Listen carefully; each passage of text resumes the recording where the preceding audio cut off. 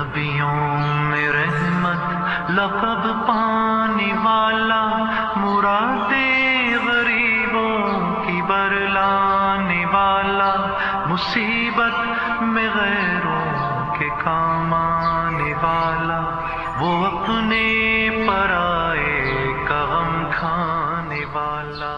سارا مکہ پریشان تھا اور عبد المطلب کو سمجھانے کی کوششیں کر رہا تھا۔ آخر عبد المطلب کے پاس ایک دن مکے کا رئیس مغیرہ آیا اور اس نے کہا کہ تم اپنی قسم پوری کرنے کا کوئی دوسرا طریقہ کسی کاہن یا نجومی سے معلوم کرو۔ اس زمانے میں یثرب میں ایک بہت مشہور کاہنہ عورت تھی۔ مغیرہ نے عبد المطلب سے اسی کے پاس جانے کے لیے کہا۔